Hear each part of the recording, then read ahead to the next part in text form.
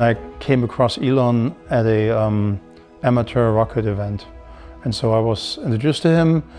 We talked a little bit on the side. He must have asked a couple of people about me, and then he had like two other people that gave him good feedback. And then he called me and asked me if I'd be interested in starting up basically SpaceX. We always started with the hard part first, like let's start it today because this is hard and not delay this. And I kind of like that philosophy, so it kind of made sense to me, and I felt like, okay, this is actually going the right way. It's not something like we're trying to buy this somewhere else. No, we want to do this ourselves. It's difficult. Let's start today because it is difficult. Hello everyone, my name is Eugenjusz Romer, and today I have a great pleasure to interview Mr. Hans Koenigsmann, who is the former vice president of SpaceX, and a brilliant engineer who helped the company succeed. Hello, welcome sir. Thank you. So, according to the book by Eric Bergman, Re-Entry, you are not only a brilliant engineer, but also a person who managed to survive in SpaceX for a very long time. As far as I know, 19 years. So many people, they quit because of the pace of work, which was there at SpaceX. So what's your recipe for success? What's your secret? So I was there really early. I was basically the fourth engineer in the company, and I think at that time it was really harsh and a lot of work and everything. And so I felt like over the years, it actually got easier, and maybe I got used to it. But I mean, when you start up the company and there's nothing, that's just where the most work is. And then after a while, you hire people and they help you with your work. And so I kind of felt it gets a little bit easier with every person that I hire. And then I was kind of working in fast-paced environments before, and so I kind of actually enjoy that, as long as the work is meaningful and you achieve actually something and you see your hardware flying, and it's just more, for me it's just like fun and almost not really work. And how about your family? Did you manage to find your work-life balance? Yeah, I did. I think I did. Maybe in the beginning a little bit harder, and then I was also long traveling, but at the same time, if I come back home and I'm happy because I did something really well, or had fun with it, then I'm actually a better person at home than otherwise if I just have a 9 to 5 and that doesn't satisfy me. All right. So how and why did you get to SpaceX? Why would you join the company? So I was working at a small company here in Los Angeles that basically invited me over, and from Germany, and I was a little bit at a phase where I was looking around basically, and I came across Elon at a amateur rocket event, and so I was introduced to him. We talked a little bit on the side. He must have asked a couple of people about me. And then he had like two other people that gave him good feedback. And then he called me and asked me if I'd be interested in starting up basically SpaceX or Space Exploration Technologies. And I basically just said like, yes, of course, within a millisecond. So, as you said, you were at the company since the very beginning. So you participated in many projects like Falcon 1, Falcon 5, Falcon 9, Dragon, Falcon Heavy probably, and Starship a little bit. So which one was the most interesting and challenging for you? So I think Falcon 1, I was very technical in Falcon 1. I was basically VP avionics at the time, and that included avionics, so the electronics, it included software, it included guidance and control algorithm, it included flight safety, and then it also included making the whole thing work. And I found that, that was not easy, making it work. So I found that the most satisfying in the end. Later on, I kept building the rocket from scratch. Yes, pretty much from nothing, from sheet of paper and sheet of metal. So maybe you could elaborate on this, because this is interesting how a private company with no experience and is capable of producing a rocket which was back then only reserved for countries or really rich state agencies. I guess that was like the NASA. challenge, right? The challenge was build something that otherwise countries do. and okay, I mean, this was 2002 and, you know, later after this. So we had like better tools, we had better computers, we had just simply more resources available, and we were also not quite without experience because I mean, I knew how to build avionics. Tom Mueller was the propulsion guy. He has built engines before. Chris Thompson knew how to build structures. And then Elon actually knew how to run the business. And so between the original four, and then we got Tim Buzzer, who basically knew how to do tests and launches, and Gwynne Shotwell, of course, who knew how to do business development. And so all of these people grew a company that was very ambitious, I would say, had really good people, really high performing people, and was driven by Elon Musk himself, basically. So I don't know. I feel like we definitely had to. I never doubted that we will succeed, but it took a while for us to actually get there. So what made you believe in Elon Musk precisely? Because he was the brain of the whole operation, right? So it is sometimes, you know, when you come in and you talk about what would you do, and then you feel like, oh, this is exactly what I was thinking too, right? And so many decisions basically come into fall into place, partly by what I did experience, sometimes what doesn't work, you know? And so I felt like, for example, we want to build an engine that has a turbopump, and I thought, okay, this is exactly what I think is right, yeah. And it's a trivial example, but it gives you a little bit of an idea, yeah. And so I felt like a lot of these things that we discussed were going in the right direction from the get-go. And then we also, one thing we did is we always started with the hard part first. Like, let's start it today because this is hard, and not delay this. And I kind of like that philosophy. So it kind of made sense to me, and I felt like, okay, this is actually going the right way. It's not something like we're trying to buy this somewhere else. No, we want to do this ourselves. It's difficult. Let's start today because it is difficult. So what were your feelings when you saw Falcon 1 starting and achieving the Earth orbit? When it achieved the orbit, it was pretty much. I feel it. So rocket launches in the beginning. I mean, not now probably, but in the beginning when they work out, it makes you feel like you're the top of the world. Yeah, it's for like a day. For a day, you feel like you can really master this planet, and then it kind of the next day it's gone. But it's for a day, it's a really great feeling. Yeah, and maybe for Falcon 1, the fourth launch was successful, right? And so for that launch, maybe it was like 2 or 3 days. And did you experience sometimes that feeling that the company is not going to succeed, because you had a lot of failures and failed launches, like in case of Falcon 1, but also Falcon 5, which wasn't very successful as far as I know. Falcon 9 as well, it wasn't like a success from the start, right? So no, actually, I don't think I had ever doubts, frankly, because the team is really good. And you know, sometimes you're low, and then your team buddies basically build you up, and sometimes they are low and you build them up. So it's kind of like, I always felt like there was always enough energy to really believe that we succeed, that we will succeed. But Falcon 1 was the hardest in a way, because we had 3 failures in the beginning. Falcon 5 never came beyond the initial conception phase.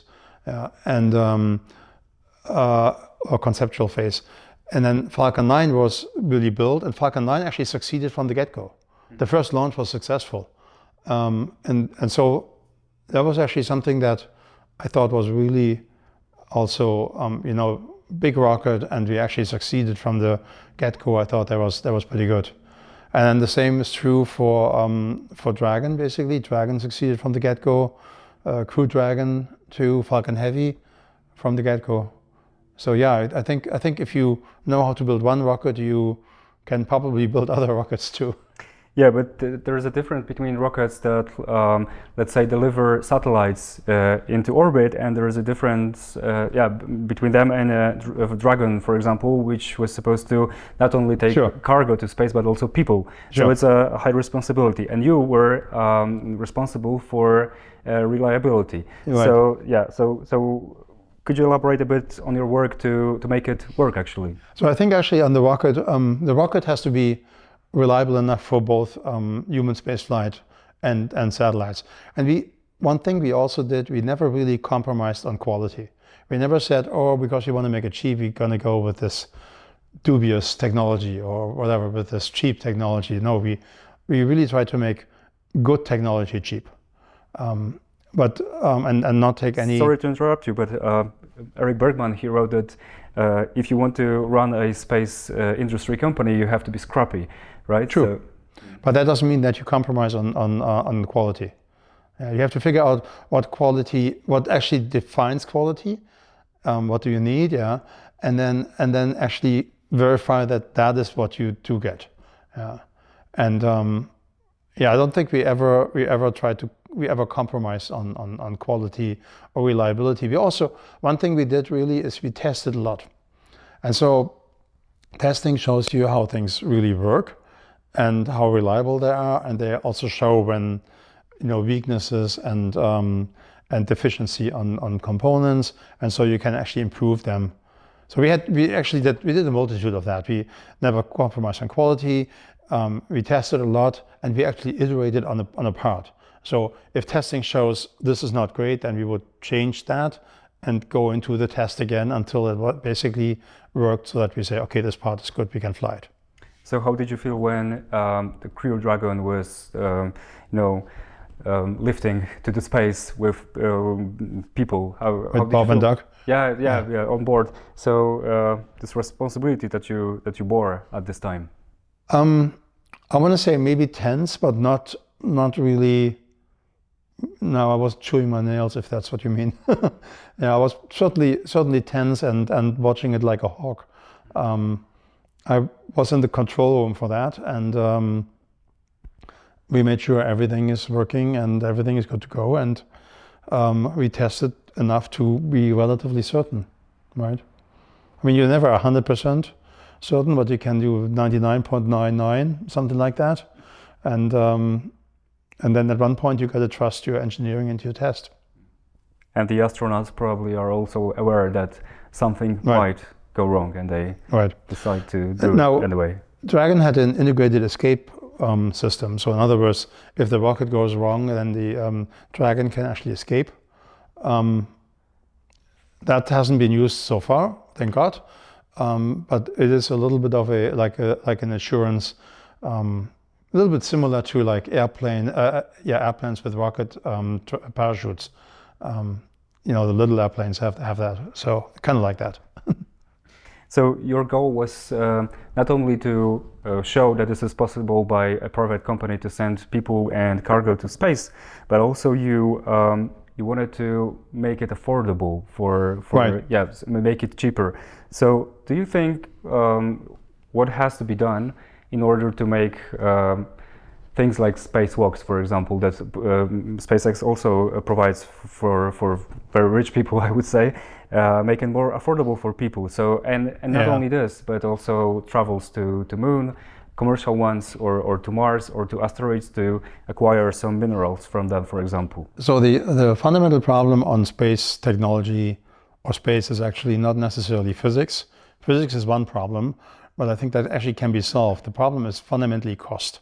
And I think we haven't really attacked cost with the same rigor as we attack the physics, right? On the physics, we know we can't really compromise that, right? But on the cost, actually, we were kind of sloppy. We built expensive hardware, and rockets are typically very expensive and cost hundreds of millions of dollars. And so part of that is obviously, it's a big vehicle, it's lots of stuff, but the biggest part of that is that you throw it away after one flight. And so going into reusability and saying, well, we want to use this rocket again, made the most sense to everybody. It's not an easy thing. It's actually even harder than just building the rocket that goes to orbit. But at the end of the day, if you have the vision and you really push that the entire time, and you are successful, then you definitely lower the cost dramatically. So SpaceX has used the booster now, I want to say 23 times. So that basically means 22 rockets or 22 boosters, which is the first stage of the rocket, didn't have to be built. And that's incredible. That's a huge amount of money. And so they could basically share this one booster with 22 other launches. They had to get the upper stages for that, which is still in the work on how to do this reusable. And they could reuse the fairings too for like satellites. The fairings are these parts that are on top of the second stage, and they go around the satellite and protect the satellite by going through the atmosphere, and then they deploy, and then they come down and basically they're fished out of the water. And Starship is the next step. Correct. Starship is the next step where the first stage comes back like on Falcon 9, lands. Well, in this case, actually, it lands on the same place where it launched from. Mm-hmm. And then Starship is the second stage, basically. That second stage deploys a satellite or delivers fuel to a depot and then comes back and re-enters the atmosphere and comes back and lands again. A little bit like the shuttle, but there are distinct differences here. Because the shuttle, when it landed, had to be completely refurbished and it was a big deal to make it again flight worthy. And the idea is to have Starship basically, inspect and go again. Yeah, so we have seen a few months ago a successful test of Starship. Mm-hmm. So how long do you think it will take to, let's say, make a mass production of Starships and explore further parts of space and make space travels less costly? So I think actually the mass production part, they're already working, they're already set up for that. Mm-hmm. There have been, I don't know how many upper stages or Starships been built, like 25, I think. So there's a huge amount of production already done. Technology need to be refined, I would call this, yeah. I hope the next launch actually goes well and lands, probably on the second stage, maybe on the first stage too. I would assume there's a couple launches to get the reusability worked out. And then you also need to have launches to just build up reliability. And there might be like things that need to be refined, need to be changed. I don't know, I would think this probably takes over 1 to 2 years, and then you can fly astronauts and get into a more operational phase there. So I know that Elon gave a timeline for Mars with the first attempts in 26, so that's in 2 years. Mm-hmm. That's probably a challenge, yeah. But I think 28 is a reasonable approach. So it's basically close. The reason these challenges are 2 years apart is because Mars has a certain window when you can fly to Mars with a given propellant, right? Because the plans have to be in certain positions so that Mars actually is there when you get there. And so that happens every 2 years. And so that's why if you miss the chance in 24, then you got to do it in 26. So Elon Musk, according to the book, is famous for doing this. So like pushing the timetable and schedules, and they are very tight at SpaceX. So have you experienced this as well? Yeah, sure. I mean, Elon would move the goal pole. when you're actually on track on an ambitious goal, he would just move it ahead a little bit, so that you're not on track anymore. And, I mean, as annoying as it is when you work there, I can see how effective it is too. Mm-hmm. And the other side of this is when you, let's say you put the goal pole where people can easily reach it, right? They still don't reach it. Yeah, they typically, you know, things are always late. Nobody can make a reasonable schedule, and if you do make a reasonable schedule, people work slower, and then even that is later.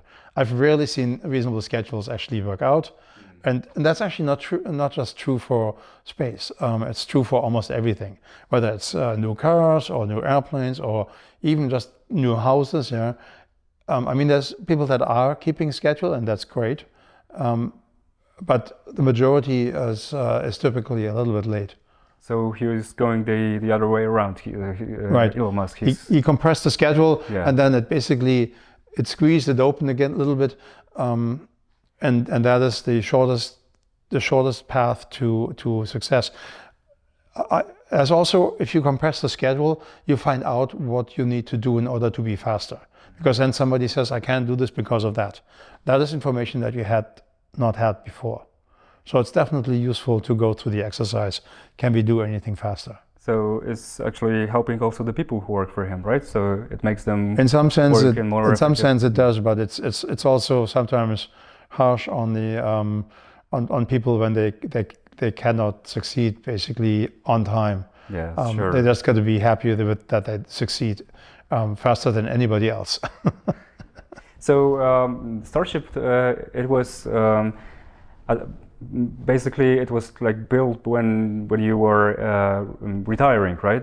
But what was your part in this project? So so Starship started out when I was still there, but I didn't have a lot of input on Starship, primarily because I was busy with Falcon 9 and making Falcon 9 a human spaceflight rocket. And that took also several years. Moving Falcon 9 and Dragon to human spaceflight was very challenging, and Starship basically started up in parallel, and so I had glimpses, and I watched it every once in a while, and I gave my opinions, but overall my contribution to Starship is relatively small. Mm-hmm. All right, but coming back to Elon Musk, because Starship is a purpose for to build the Starship is to actually send it to Mars and colonize the Mars, and this is what Elon Musk really wants to do. So what do you think about this project? Do you think this is possible? Do you think this is necessary for us as humans? Yeah, I mean both. Yes, I think Starship makes it possible. There's a couple of things that need to be done, like propellant transfer and landing on Mars is tricky. So there's certain challenges, not to misjudge this. But SpaceX is a really good engineering company. I'm pretty sure they will do everything to succeed. Then does humanity need it? Yeah, I think so too. I mean the other option is stay on this planet and wait for the next asteroid, for the next volcano, or for the next pandemics exactly, to wipe us all out. So I think there's some benefit on being able to move around in the solar system. Yeah, but some say if we have a chance to escape from the Earth, we are actually not so willing to take care of it in terms of, for example, I don't think so. itself. Actually, I wouldn't think so. So for once, it shows you how well the Earth is adapted to us, or how well we adapted to the Earth, rather. Yeah, I think you see it with other eyes. Everybody going to space has seen the Earth without borders and as a blue marvel basically, and comes back inspired, mostly on a trying to maintain it, trying to protect it basically. So I think that is probably true for everybody who goes to space. So I think the effect is actually that you take greater care about Earth when you see it from the outside. Right. You take greater care once you see it from the outside. So going to Mars, in my opinion, and Mars is not great for humans. It's too cold. Doesn't have an atmosphere. It does have an atmosphere, but not a great atmosphere. And it's not green. It's no ocean. So there's a lot of stuff that it doesn't have, and that makes you appreciate this place much more.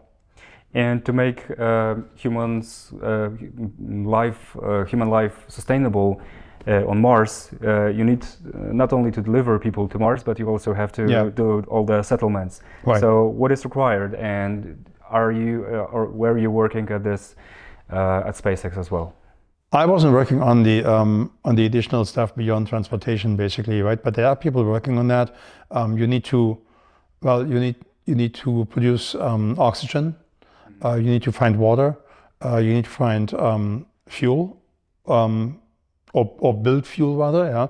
You need to build protective habitats and make sure that you have oxygen-based atmosphere. And so that's food as well. For example, medications. This kind not to forget food, right? Exactly. I mean, it says everything needs to be done to be self-sustainable, and it's an extremely difficult thing. So do you think this is possible? Not only sending people to Mars, but also making them stay and be sustainable?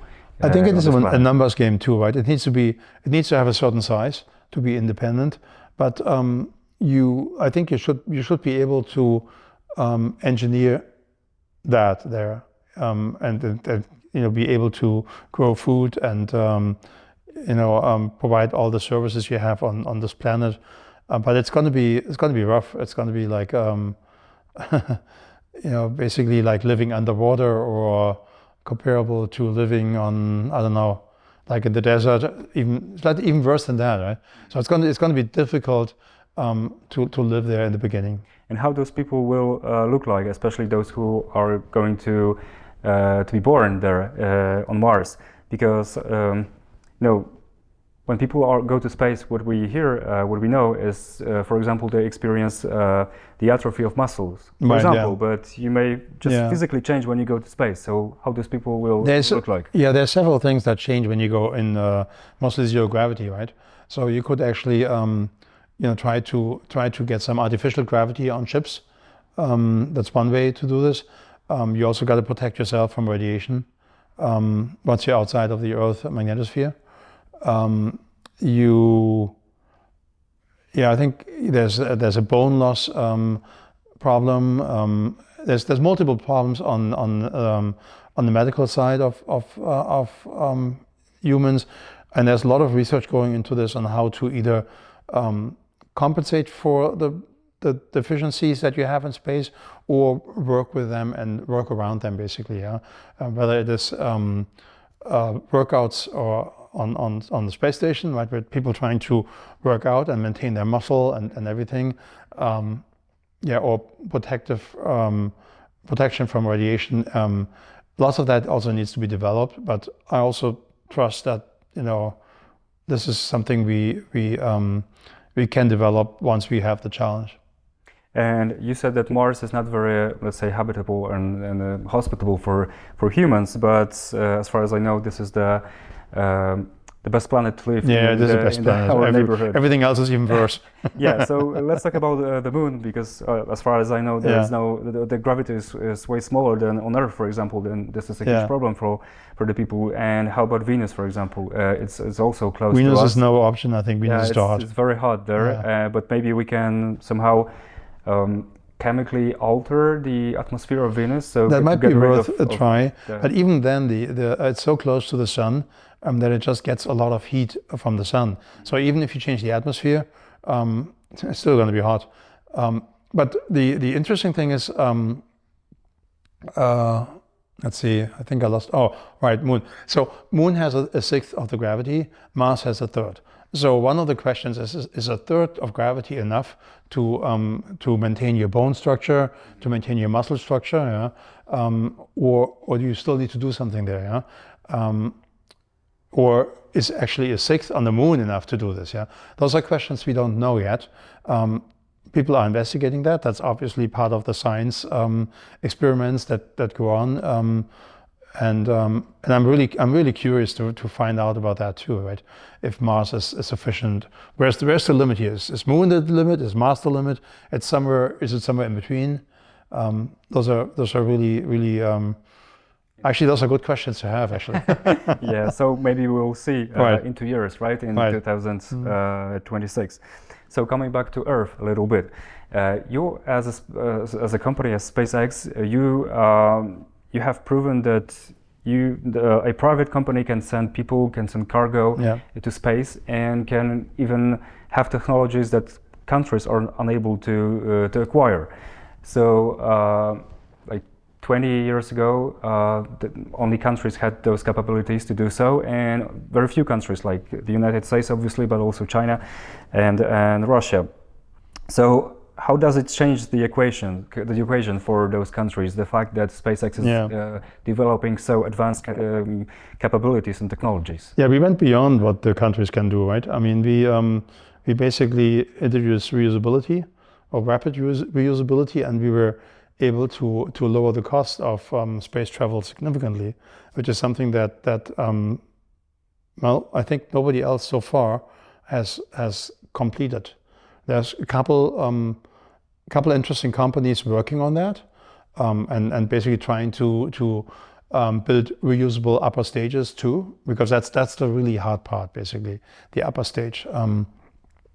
A couple companies are copying Falcon 9, the booster, basically. Nobody has so far succeeded, I believe, and so. It's a crazy situation that a company basically outruns countries that used to be in the lead. Yeah, and one of the effects is basically that Falcon 9 is the launcher, the go-to launcher worldwide. I mean, this is pretty much, everybody who can, unless there's like a requirement to fly on your own launcher, everybody else goes on Falcon 9. So do you think it might be also dangerous because companies like SpaceX, they have a lot of power, right? And for example, SpaceX gave some internet data or imagery, satellite imagery to Ukraine during the war, for example. But we can envisage this in the future that, for example, Iran wants to buy, for example, some kind of intelligence from SpaceX or other companies. I think SpaceX is an American company, a US company. It will comply with the laws of the United States, and I don't see any problem with that, actually. SpaceX needs the environment in the United States and to thrive, basically, and it also needs NASA and the Space Force. Or formerly Air Force, as a customer. And so I think among this environment, there are SpaceX will always be a fair player, and it tries actually to do this on the commercial side too. It launched satellites from competitors, basically called competitors with Starlink, and so it basically is trying to be a good operator, basically, when it comes to the rockets. I mean, in hindsight, SpaceX is not the only company that can build rockets, right? And there's other rockets too. They're just more expensive. Yeah, but SpaceX is just one company, but we can imagine there are other companies, other startups who are going to be successful in the future, like from other countries, not only the US. So do you think this is something that is going to be problematic in the future? So not only countries will be capable of sending something to space, or for example altering, I don't know, the trajectory of an asteroid which can hit or not hit Earth, for example. Yeah, so do you think that it gives maybe too much power to private companies?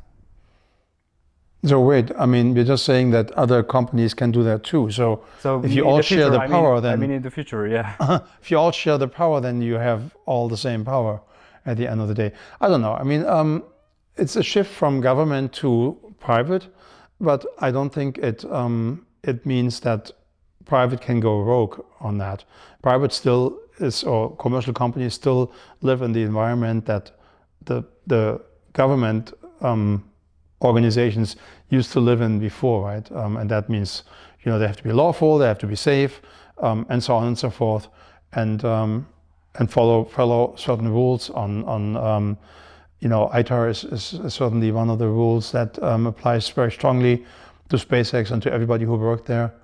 And so I don't really see a lot of risk there. I do see the opportunity rather when the prices of launches come down and space becomes easier to access for other people, basically. So when do you think it would be possible for a regular American or European to go for a spacewalk, like in the mission of Polaris Dawn? It's an interesting question.